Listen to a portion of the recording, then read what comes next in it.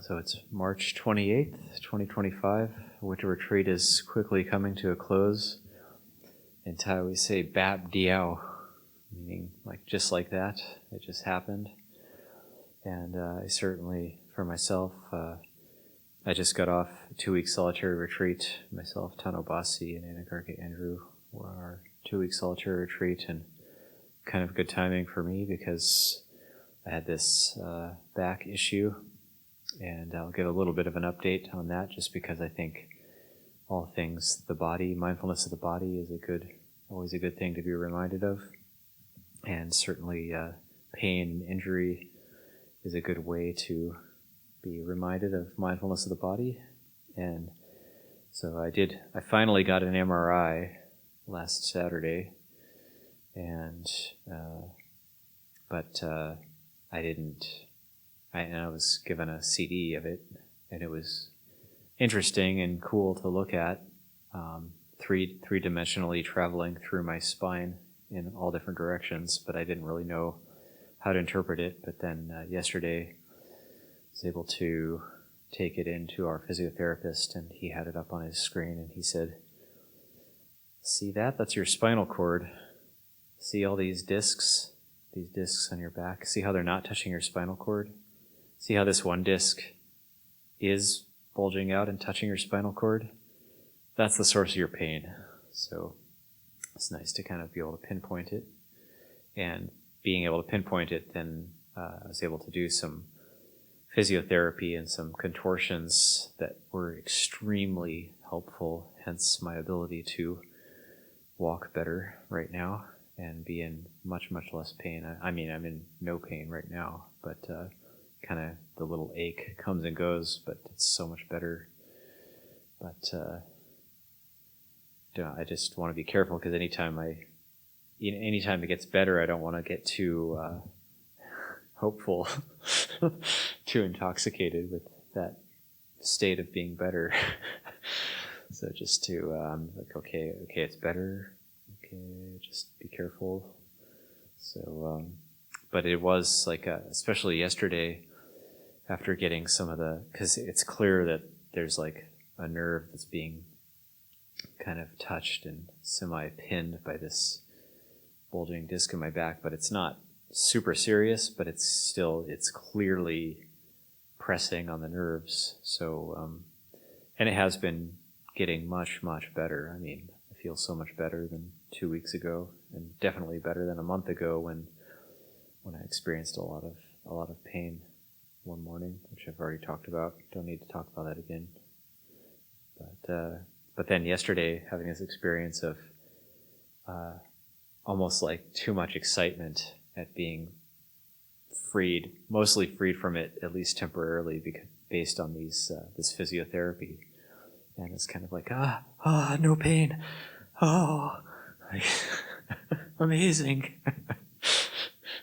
So when you've had pain for, a month, or people who have chronic pain, I would think you're freed from it all of a sudden. And so it's a great Dhamma teaching that it's like these hindrances, like you're freed from debt, you're freed from slavery, all these different, freed from pain, like being freed from hindrances. And I kind of like, amazing. So wonderful to be freed from pain. But then if we don't normally have pain, if we're just healthy and our body is doing well and we don't really have pain, we don't have that feeling like, oh yes, freed from pain.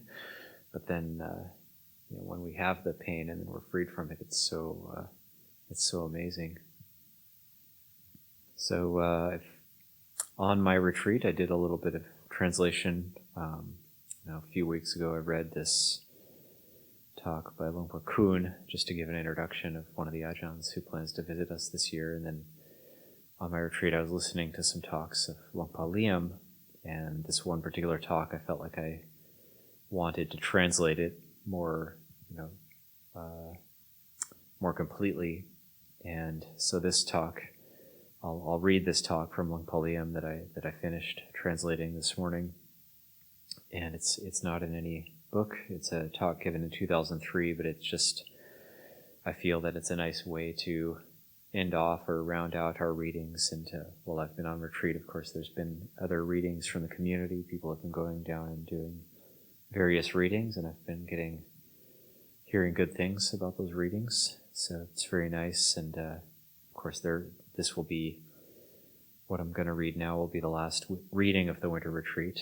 And then tomorrow is our Saturday night program we'll have as normal. And then on Sunday, we'll formally close the retreat in the evening. We'll have a clear closing point for it. And so on. And then we'll move on. We'll move on with our lives, whatever form that may take. So this reading, it was a 42-minute talk in Thai, but the way Longpa Liem speaks and you get a better feeling for his teachings is a bit hard to translate because he talks in very general terms, and he also talks in a way that you'll see from this talk, picking up the theme in many of his talks of just nature, the natural order of things, and then making use of the natural order of things in a way that can be beneficial to ourselves and others. So it's all about bringing benefit and being free of danger and creating a refuge unto ourselves. One of the difficult things about translating a Longpa Liem talk, and I'm really glad Ajahn Gai is here because he's got these Isan idioms he says during his talks, or he's got some Thai idioms which you don't, what is he getting at with that? I have no idea what he's talking about. And then having to play it over and over again, and it's not in the dictionary, and what is this? Oh, it's an Isan word, okay. And, when he says, I'm going to memorize this one because I can say it in Thailand and people will get a good laugh out of it. He uses this phrase in this talk as, Ma bong kao, sao og dog. It's like, what the heck is he talking about?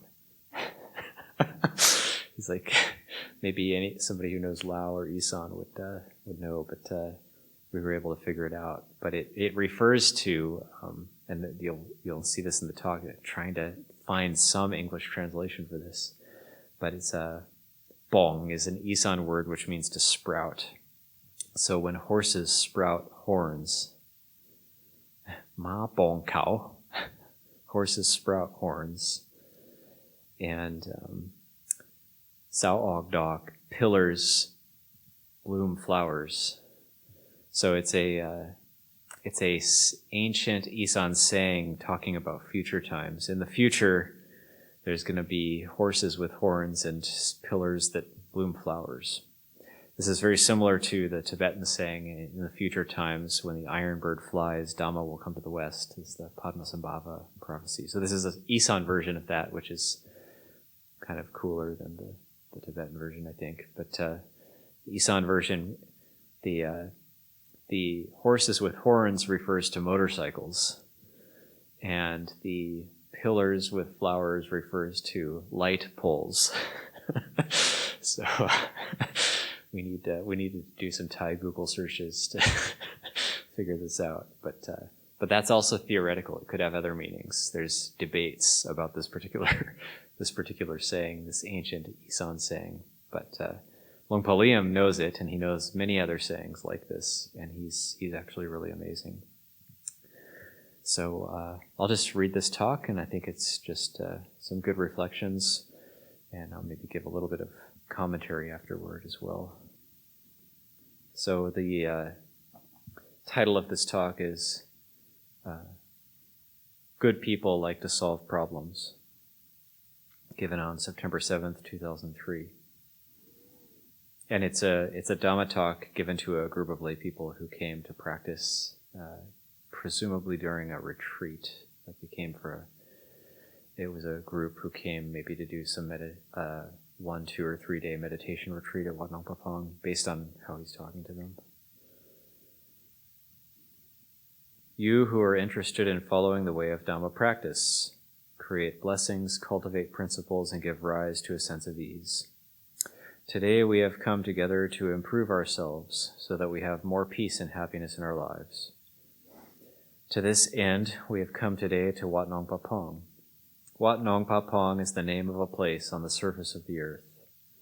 This place, called Wat Nong Papong, was born out of the pure good intentions of Venerable Bodhinyana Thera Longpo Cha, who was the previous abbot until he passed away. He gave birth to this place, which is a place of learning and which instills in us a sense of sacrifice to the point that we've come together here today. We hold that Dhamma practice is something important, even necessary. Dhamma practice is like food, which the body needs. As our body is part of the material world, if it doesn't get food, then it suffers to the point of being in a low state, or even falling apart altogether. Dhamma practice is related to our whole life, concerning both the health of the body and the health of the mind. This is because, as we know, Dhamma is just another word for nature. Nature is something that we have a relationship with at all times, just like we have a relationship with the surface of the earth. Walking, we walk on the ground, on the earth. Sitting, we sit on the ground, on the earth. Standing, we stand on the ground, on the earth. And lying down is the same. This refers to a relationship or a dependency. Resources which we consider to be valuable come to those who relate to them correctly. If we relate to those things with a feeling that it isn't enough, those very things will not bring the benefit they ought to. But if we relate to things with knowledge and a sense of understanding, then the resources will bring benefit, just like the resources found on the surface of our world, which earthenware bricks come from. When our bodies have a relationship with the outside air, earthenware bricks may be brought and adapted into a living space which will bring benefit. Just simple earthenware bricks are enough to give shelter from sun and rain, heat and cold, for we know how to adapt. The resource which we call this body ought to be related to with great awareness and circumspection, following the principles of the one who knows, or in relational terms, the Buddha. The Buddha means the one who is mature, with a sense of completeness and perfection in creating relational benefit. This is similar to the Rupa Khandha Sankara, which is part of the material world, and we know well that it is made up of material parts. It's enough to see these constituent parts with their characteristics. We can divide up the body parts of hair of the head, hair of the body, nails, teeth, skin, and flesh. But these are just material things.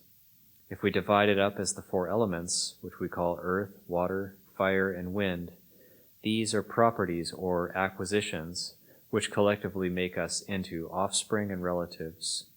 They have a lifespan not exceeding 100 years. We come together on the ground, and our being gathers around the sun. This means we gather around the sun. This means that we hover around these khandhas and link to them to be me and mine, and we can't find anything of substance there. We have a way of talking where we must say it's ours, and the truth of the way things are, along with the principles of Dhamma, which is one part of this truth. All things do their natural duty. This is something that we need to learn about in order to bring ever greater benefit. The Buddha and the Krupa Ajahns stressed the importance of this human rebirth. Humans are beings who have special qualities and who are able to develop themselves in a way that is beneficial. The path of present benefit depends on the human state. The path of future benefit depends on the human state as well. Therefore, we give importance to this human rebirth if used for adaptation according to the principles which the noble ones saw to bring benefit. The past sages of Ubon, those who had complete knowledge, had a contemplation for making the heart steadfast. Good people tend to solve problems. Bad people tend to destroy. Careless people like to throw things away. If we can consider just this much, it will be enough to feel that we're getting it. We have to adapt. If we don't have this sense of adaptation, then there won't be that benefit, and we won't be promoting our welfare and benefit in general. We don't have to go far to see. Just take a look at the resource of water. The water resource is something which has a relationship with our bodies, which are no less than 75% water. So we must always have this relationship with water. When we have a relationship with the practice, then the water we bring in to relate with our bodies should be worked on somehow. At the very least, it should be clean. We talk about cleanliness. This is important. The old-timers would say, clean body, progress all the time. Clean heart, develop a happy mind. Just this much. Can you do it? Think about it. Consider it. When we say clean body, progress all the time, we need to understand the meaning. We relate to the body in terms of looking after and maintaining it. To look after and maintain it, we need to depend on some intelligence. If we don't use this intelligence, then we might hold that we are looking after and maintaining it, but it will only experience detriment. We may even endanger ourselves. The Lord Buddha established principles for improving our lives, which give rise to a sense of blamelessness and freedom from danger. He gave every type of advice, even including around how to eat and chew, how to sleep and relax. Eat to keep the body fit and with a strong foundation. It seems that every day now our society is changing, and we like to say this is a new era. It is an era where we have comfort and convenience. We talk like that. Some people now fault the previous era, saying that the old-timers are antiquated, coming from the era of dinosaurs and million-year-old turtles. That's, he used to sing, dinosaur dao lan bi. So, translated as dinosaurs and million-year-old turtles. But we should consider that where we are now was transmitted from the way things used to be. There always needs to be adaptation following the passage of generations. So we come to the present, which has been transmitted from the past, from those very old-timers. We needn't stoop so low. We should respect and venerate our elders, for they adapted and developed themselves to the point that they helped us to stand and learn how to walk, meaning they have given us the ability to practice. Living according to the current era or generation, and especially in this era, there is much convenience. We call it the era of horses sprouting horns and pillars blooming flowers. But even with horses sprouting horns, each year there are great sacrifices made, which can be seen as a shortening of lives in society by however much. This is a very indirect way of horses sprouting horns referring to motorcycles, and in Thai New Year and so on, people getting drunk and crashing their motorcycles. So it's a very indirect statement. But that seems to be the meaning. We should consider that these losses are not small, because it isn't easy to create and accomplish a life. We had to rely on our parents who served us, sacrificed for us, and endured all sorts of hardships as they pampered and looked after us. They put their hearts into helping us grow up, feeling it was never enough. They imparted knowledge to us. They continued to teach and instruct us with humility. Like the ground of the earth, they held our lives. The parents are like this, having unconditional love, nurturing us, and doing the various duties of those who gave birth to us, not minding all the difficulties involved. When we think about these things, it will be enough to give rise to a quality of having a debt of gratitude. Contemplation of this debt of gratitude is a quality of humanity. If we don't have this contemplation of gratitude, then what do you think that is? It is likely the state of an animal. Animals don't know about debts of gratitude to their parents, but us humans have a culture in line with the human realm. If we can feel this, then we will have a foundation in the principles of our inherited humanity, knowing what is right and wrong. This is important. Coming to practice Dhamma here at Wat Nong Papong, we aren't yet familiar with it. Looking around, we can see that there is peace, which we say is nature, free of bias, in a state of harmony and a pleasant atmosphere, to the point that we feel it is beneficial for the health. The weather is flawless and clear, and any sounds won't startle you. Everything is normal, which is a condition allowing the mood to cool. People who are cool don't have much. They're at ease. This makes us feel good, or at the very least, comfortable and light-hearted. If we are light-hearted, then everything occurring has a quality of friendliness. When we relate to society or mingle with the community, it will be like family. It will give rise to a feeling that we are all related. Think about it. If we can think like this, then we will be in line with the truth of the way things are, to the point that we can say no one has anything different from anyone else. Seeing this way will make us keen to help out, with a feeling that we can contribute. This points to the atmosphere of a place. Practicing here is like this. Luang Por taught us and cautioned us so that we come to know things we aren't yet familiar with. This may make us feel confined and frustrated, because the lifestyle here is quite simple living. Luang Por taught the principle around consuming food. He said, eat just enough to keep going. With resting, relaxing, and lying down, he said, make it just enough, don't do it a lot. He limited it a lot, for he wanted us to gain completion in the path of mindfulness and wisdom. People who have this mindfulness and wisdom don't get fascinated by things. They don't get lost in indulgence. This word indulgence means fun and enjoyment, which is the path of loss. We all hear about this, the dangers in our society. Where do they come from? They come from fun and enjoyment. They come when we are delighting in these feelings of enjoyment, especially at New Year's and Songkran. When will the destruction of lives become less? This comes from forgetting oneself in indulgence to the point of becoming deficient. Mindfulness is gone. There's only drunkenness, only heedlessness. This murkiness and heedlessness leads to calamity and utter ruin. So you have this opportunity to come practice at Wat Nong Papong. For those of you in this current generation, practice according to the paths which lead to gain, not the paths which lead to loss.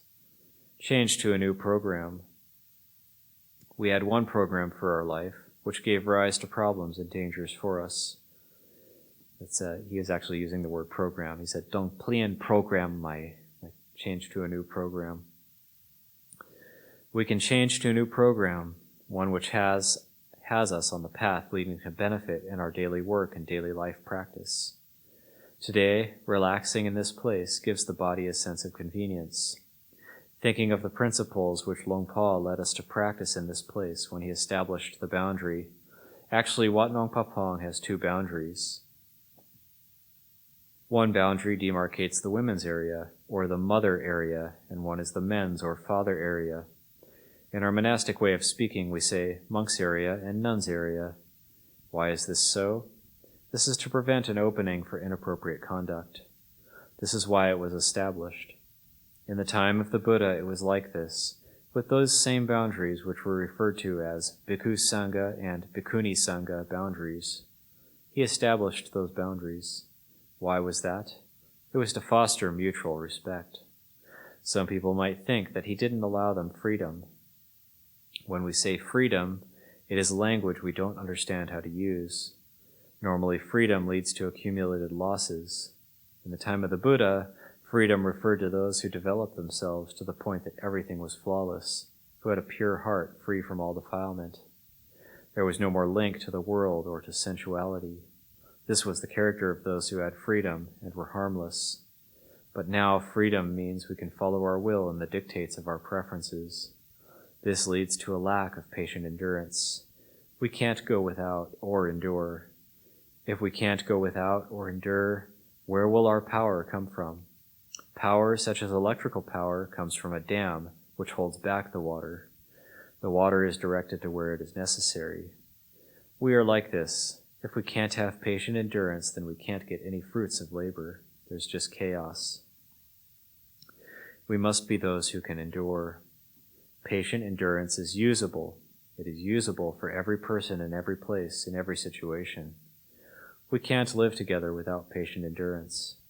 Like the monks living here, not all of them speak the same language or come from the same culture, but they come together with a sense of patient endurance, not just following their preferences. They follow these principles for the sake of cleanliness and orderliness. We call this standards of training, which lead to mutual respect. We use patient endurance to train in the monastic duties here. We rely on patient endurance. Eating, we eat once a day. This relates to the state of the body. In the old days, they used urine as medicine, which was appropriate for practice in the health of the body. There was someone who attended to the Sangha known as Dr. Jivaka Komarabacha. He had suggestions as to the food which was brought. food which is beneficial to the body has life, meaning that ideally it would be harvested recently and collected between dawn and noon. If it wasn't that fresh, then it couldn't be considered as live food. When food is collected and stored, then undesirable situations may arise. Do you see? Every day we eat food which has been stored for a year, a month, or many decades. If it has been stored for many decades, how is that?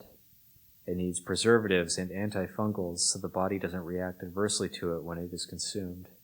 This is what we eat. We can eat it, and when we eat rice stored in this way, then we are jumping the queue to shorten our life. Some parts of the body can't take it. When the body can't take it, the life comes to an end. You've come to Wat Nong Pah, so I feel like getting you to change how you all maintain your life and look after your personal health. This means nurture and treat your body well. There's nothing strange coming from the teachings of the Buddha. It's just how he said to relate to these things. I follow the principles of Dr. Jivaka Komarapacha, in Thai we say Mo Jiwo.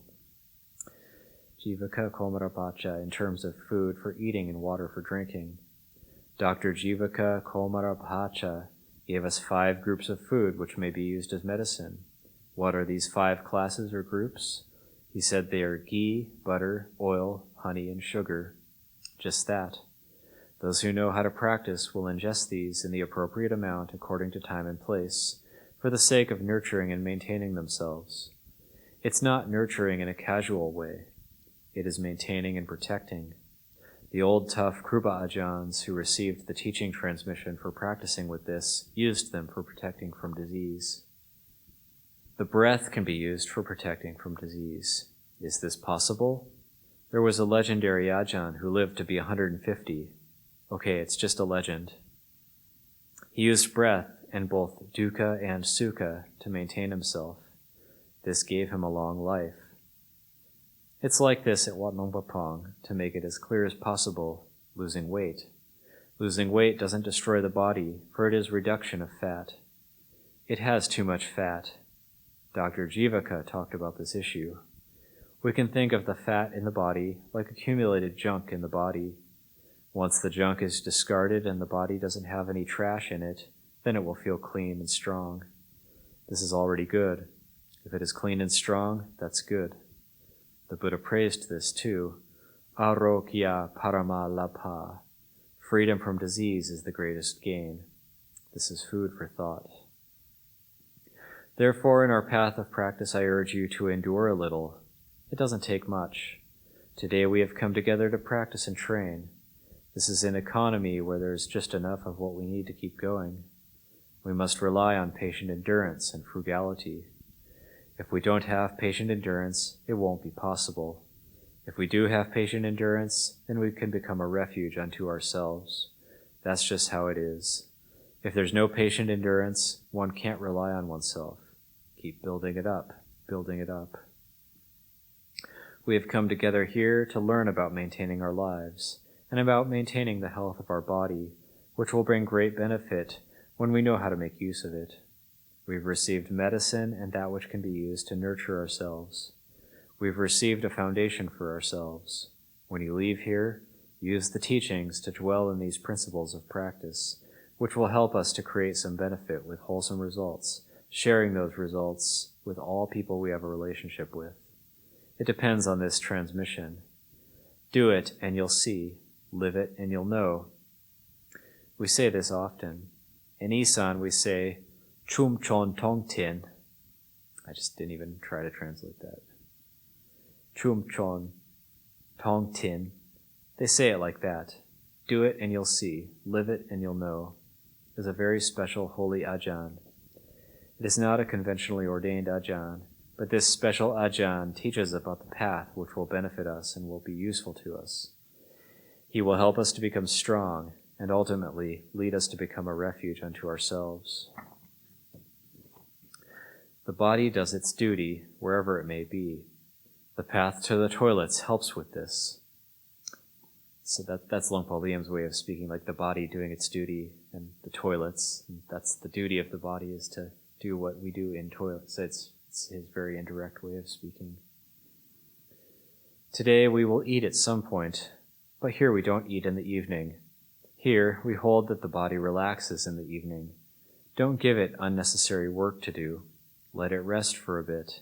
Have you ever researched this? Have you ever looked into the body like this? Studied it like this? Whatever duty it does, whenever it does it, how does it do it? We haven't ever looked into it. Our breath, we haven't ever looked into it. What is an in-breath like? It's far away. The heart is far away from the reality of these relationships within ourselves. Having a relationship with this practice doesn't lead to any sense of degeneration or loss. Rather, it gives rise to mindfulness and wisdom, and to knowledge of our duties with regard to training ourselves well. Today I've shared the meaning with regard to how to look after yourselves, and have spoken a little about what to shy away from. These things relate to all of us, and we hold that the path of practice is something which is so important. So that's the talk from Lungpa Liem. And just to say a few concluding words that one of the main reasons I wanted to translate and read something like this is, one, to give myself practice for when Lungpa Liem comes in mid-May. Hopefully it works out that he is able to come. And but also just to give a bit of a feeling for some of his more kind of down-home teachings. A lot of the people who listened to this talk were most likely Isan people, and then he's a bit strong with them sometimes. You get a sense that he's a little bit strong with them. He says, come on. He says, hai oton noi, like, come on, just endure a little bit. But that's considered a great blessing. Getting scolded by the Ajahn is considered a great blessing, and the Isan says that they're proudly kind of getting scolded by their Ajahn, and they're very happy about it and glad that he cares. It shows that he cares about them.